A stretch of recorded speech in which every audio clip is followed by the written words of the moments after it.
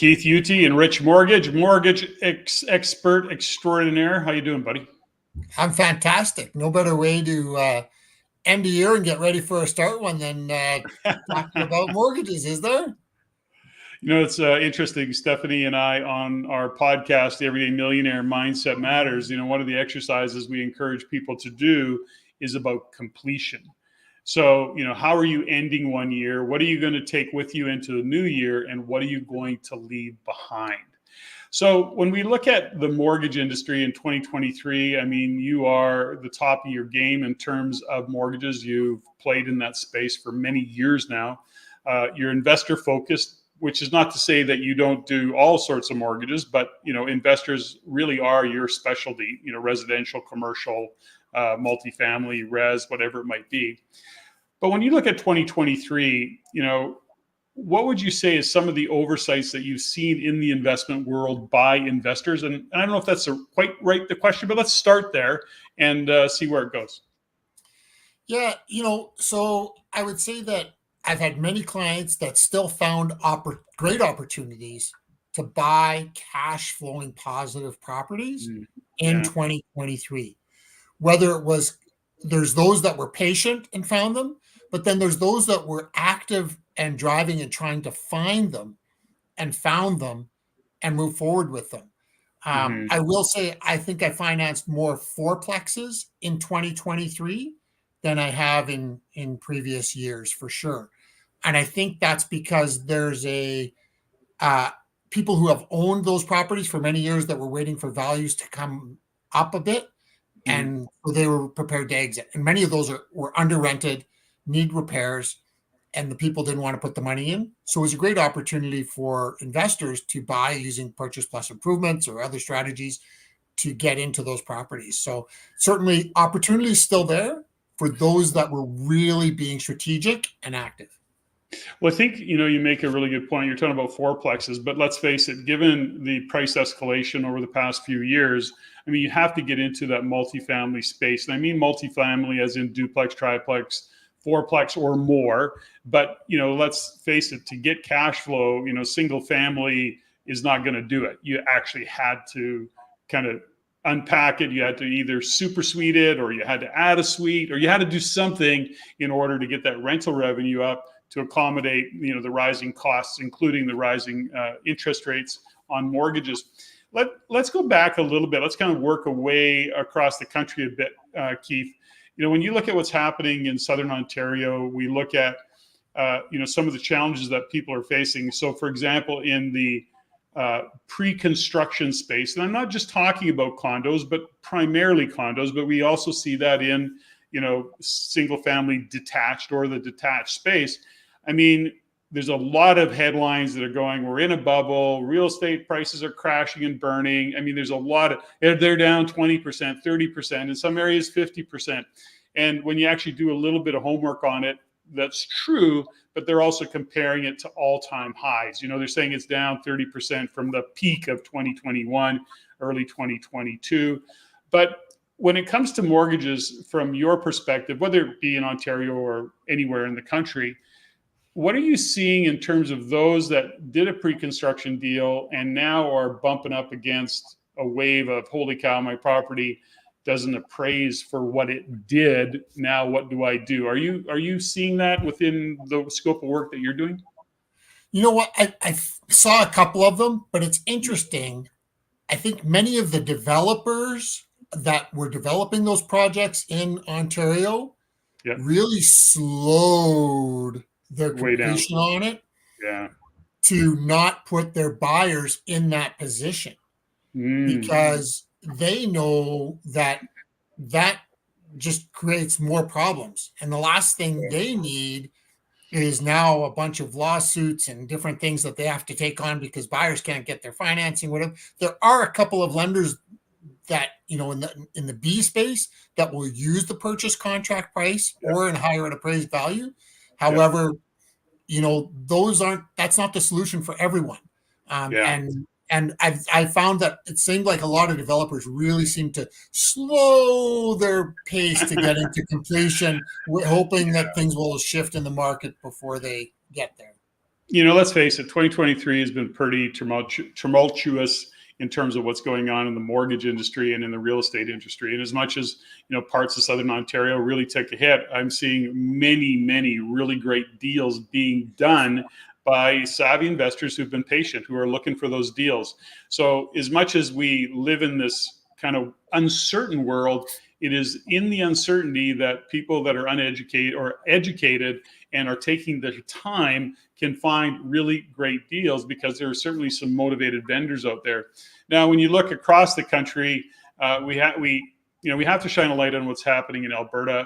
They joke that I'm Mr. Alberta, which is probably somewhat true, but ultimately I try and be quite agnostic about it all. I'm just looking at the real estate world, the economic conditions, and we started talking about Alberta pre-pandemic, but ultimately we looked at the market in Alberta, and I've been saying specifically Calgary for 4 years. I've been beating that drum as hard as I can. You're seeing some great opportunities in there and working with investors. Now, when you look into what has transpired over 23 and then we look into 2024, what are you seeing for Alberta as a broker, and how the bank is looking at deals in Alberta as an example?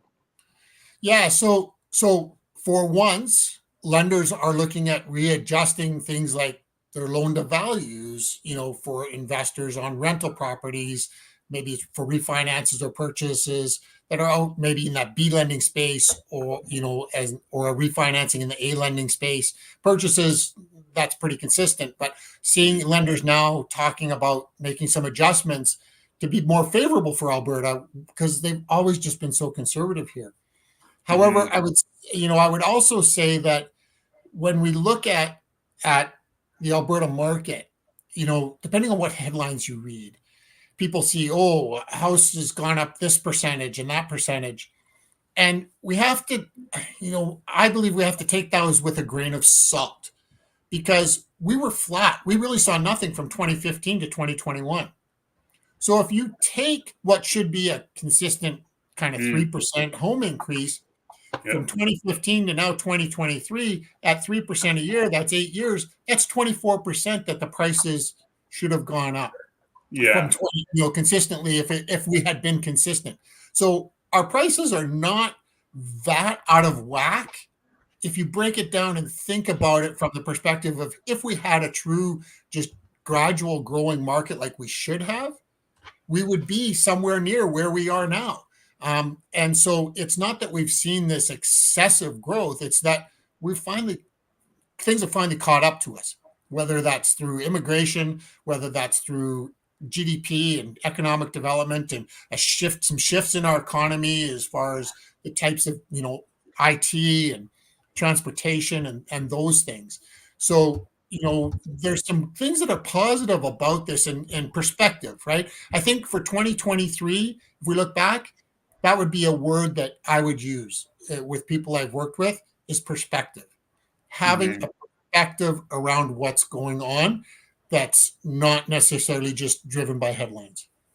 It's interesting about the headlines, because, there's some people out there that are calling for a huge crash in Calgary. And so I know we didn't talk about this in terms of discussion that we were going to have, but I have to say, we've got some viewers out there. So, some viewers, if you put it in the chat, let us know that you're listening. But, when we consider, Keith, Calgary economically remains strong. You've got great leadership with Danielle Smith, and that's a huge impact on what the province is doing, those decisions that are being made. And I know it may get or sound a little political, but ultimately it is. Danielle Smith is a great leader. She's making strong decisions, I believe, for what's happening in Alberta. Now, this is all to say is that, the sky is falling because prices have risen so quickly in Calgary, and arguably quickly. I mean, there's and a lot. My point is this, back to what you said, is that you have to look at previous to that.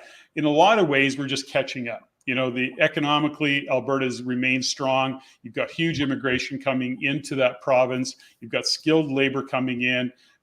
And of course, oil and gas industry is being very, very robust. But the economy is really quite diverse. So I don't see, at this point, I'm not seeing any indication that immigration won't continue. Cost of living is a huge driver. So when we go into that, I want to ask you something that maybe, because you're in it, and I don't want to put you on the spot, Keith, but one of the things that I'm seeing is a lot of development, new house, new home building, new rental product, being built. And I'm not worried about it, but I'm saying, hey, listen, we got to pay attention to that level of development. There's a lot of stuff, a lot of construction being built. As a matter of fact, the strongest across the country. Are you concerned about it, or do you see it as, I better pay attention to this? I mean, you're an investor, you're a very accomplished investor, and you're seeing and you're talking to lots of investors. Any flags for you in that conversation? As I said, we didn't talk about this, but I just came to me. Yeah, I think so. When I drive around the city and I see the cranes and different things around, I'm certainly looking at what stage of development are some of these places in. Yeah. And what size are they? And is that, what impact might that have on rental values?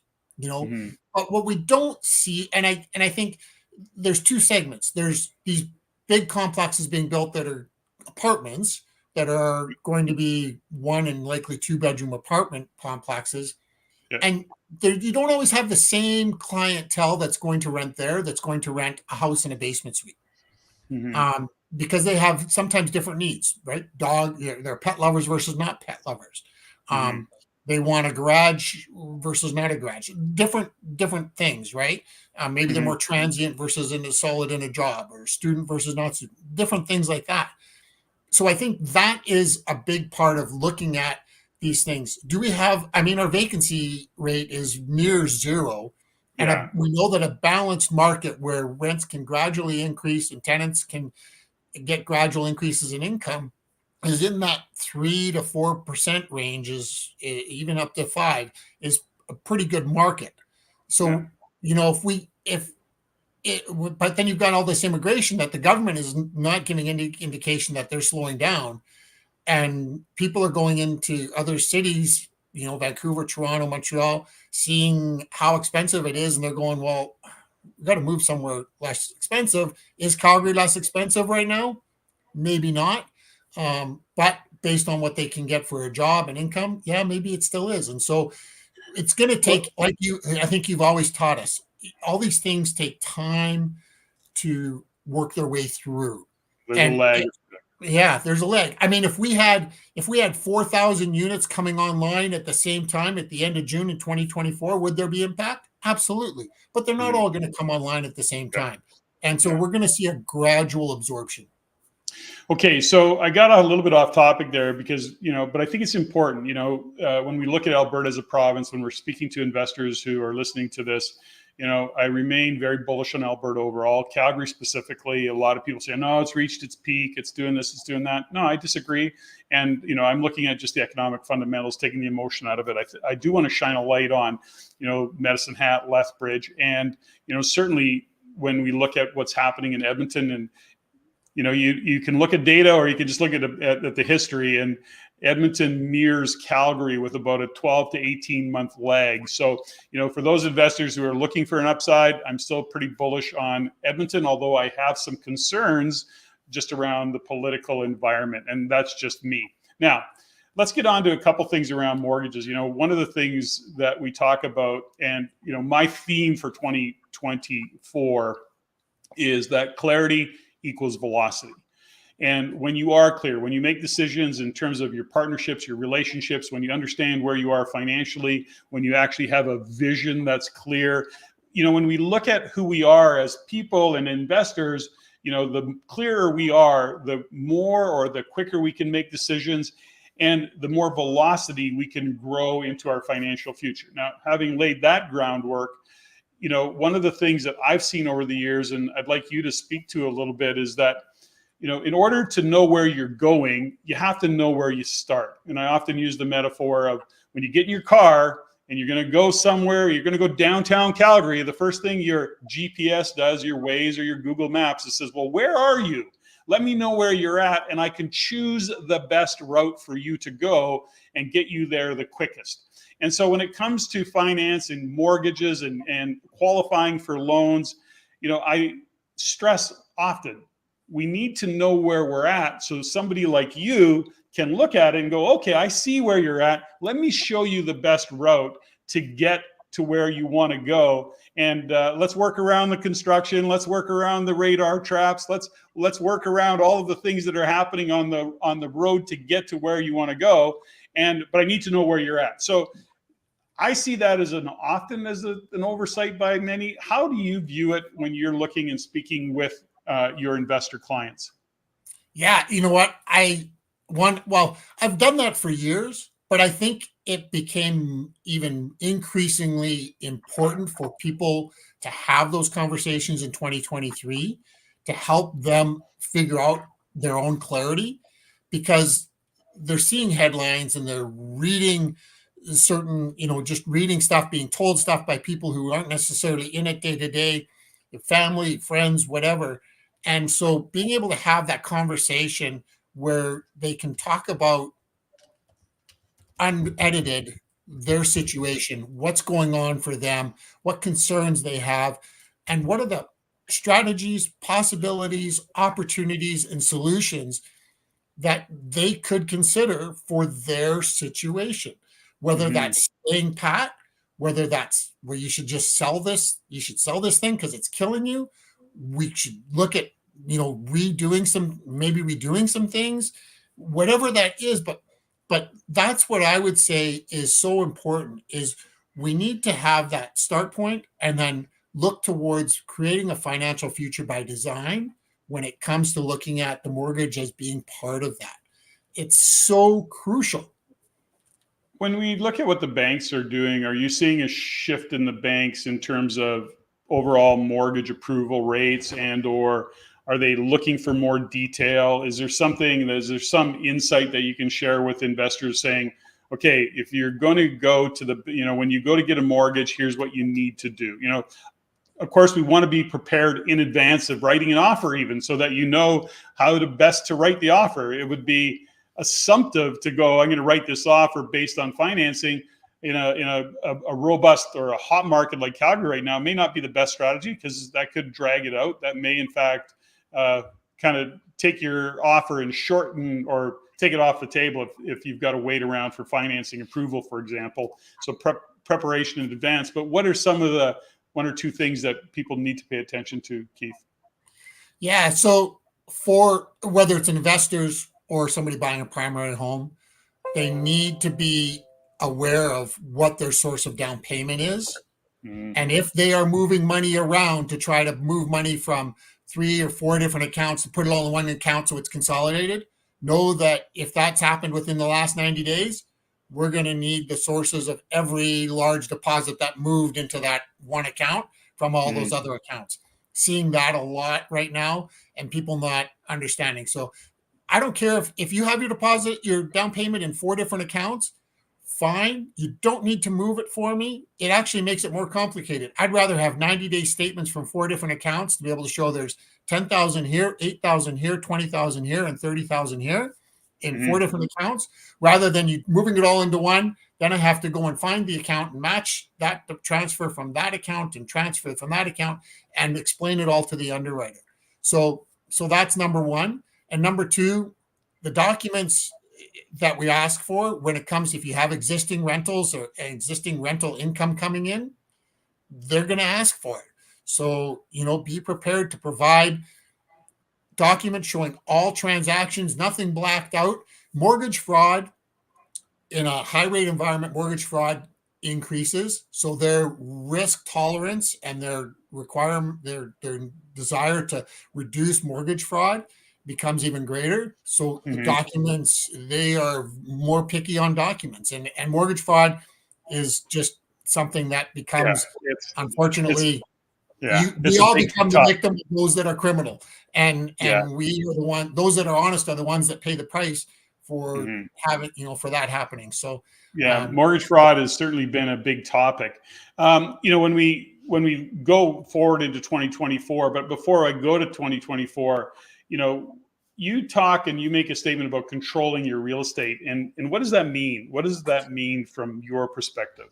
Yeah. So one of the things that for investors, they often, they look at they look at, oh, I don't want to pay that interest rate's too high, or that I don't want to use a B lender, I don't want to use a private lender, whatever it is. Even though it might be the right deal and it might be positive cash flowing using that, they can't get over themselves to pay that rate because it seems unfathomable. Mm-hmm. But we have to remember, when we're real estate investors, we're building for the future. Mm-hmm. And the number one way you build your wealth through real estate is having control of the real estate. Mm-hmm. So find a way, if it's a great property in the right location and it can still positively cash flow, get control of it.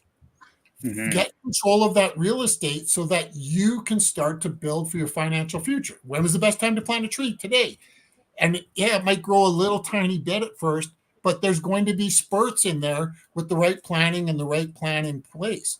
So that's, for me, what it means to take control of real estate. But the other aspect of control of real estate, and this is one of the conversations I had a lot this last year, is look at how you're writing your leases and adjust and change how you're writing your lease agreements so that they can be more beneficial to you. Doesn't matter what province you're in. Look at how you're writing your lease agreements and adjust them. Fixed monthly rate utilities so that you can use those in qualifying. And utilities being such a huge one across this country this past year, being able to then having utilities addendum so that you can adjust it with 30 days notice, that's huge. If you suddenly, we had our utilities expired the end of October. We had to go from 5 cents to 12.49 cents on electricity or whatever it was. Being able to then send that adjustment to the tenants so that they know the reason why, and not having to wait 90 days or whatever it is to do that. But because we set our leases up different, we can do that. And that's where a friend of mine, Rael Kelly, who's a business coach, one of his great things that he says is, everything we believe to be true is true until it isn't. Mm-hmm. So you think your lease needs to be written, you think your lease needs to be written one way? Well, that's true until you discover that it isn't true and you can actually do things differently. Yeah. Interesting times for sure when we look at, first and foremost, we've talked, REIN's taught this for 30 years, which is, we're not about speculating, we're about investing. There are no bad real estate markets. There's just poor choices of strategies within whatever market you're trying to operate in. And, many people get shut down because they, in fact, can't, their backyard doesn't work, their city or their kind of hood, if you will, the math doesn't work. But in reality, any market will work. You need to adjust your strategy and your tactic to make it work. I love what you said about leases. It's about treating your real estate investing like a business and actually paying attention to the details and following a system, following procedures that you have and that you're paying attention. It isn't about setting it and forgetting about it. That's not how you are successful in real estate. Now, when we look into 2024, Keith, we're going a little bit long, but I do want to ask you this question because everybody wants to know, what are interest rates going to do? Come on, let us know. So for variable rates, I think we'll see maybe a quarter point early Q2 of 2024. And then nothing else probably until end of Q3 or early Q4, maybe another quarter, potentially a half. Depending on how we see things play out. That's what I expect on the variable rate side. On the fixed rate side, we've seen the bond yield soften. We've seen rates coming down in the last 3 weeks. So we're in that realm that things are getting better. But we have to keep in mind how the government has changed policy for how much banks can lend against deposits. So we're not going to see fixed rates come down in the same way we would have before, because they're taking a larger margin to make up for the lesser amount of money they can lend. Now, I've heard rumor, I don't know this to be true, are some investors seeing a 5 in front of their mortgage, like a 5.95? Yeah. Yeah. Anything? Yeah. Great. Yeah. So much better than 7 or 6.8. We're going to go sign a 3-year renewal at 5.35. 5.35. Look at that. That reminds me of 06, 07. Back in those days. Keith. So interesting that things are changing. So, folks, if you're looking for some mortgage support, Keith with Enrich Mortgage is, of course, an expert in that, works with investors, works with home buyers, but ultimately you've been doing this a long time. Keith, you yourself are an investor. You're qualified right across the country to give mortgages and set people up. You're a brilliant coach in terms of helping people set themselves up for future, because you're very strategic. It's like getting mortgages is a little bit like playing chess. You got to kind of move the pieces in the right place and make your moves with some thought, and you're supporting people in doing that. Absolutely. Yeah. It's one of the things, what I love in a conversation is when I can take that conversation and at the end of it, the person says, I never thought of it that way. Then we know that we've cracked the egg. And now there's room for expansion and understanding.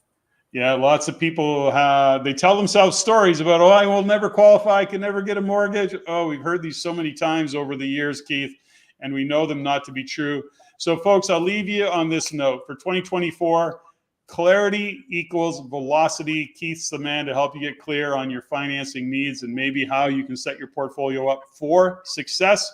And one final word that I'll say, a famous quote by Wayne Dyer, which I love: when you change the way you look at things, the things you look at change. And that includes real estate, it includes economy, and it definitely includes how we get mortgages. Keith, thank you so much for your time and your wisdom.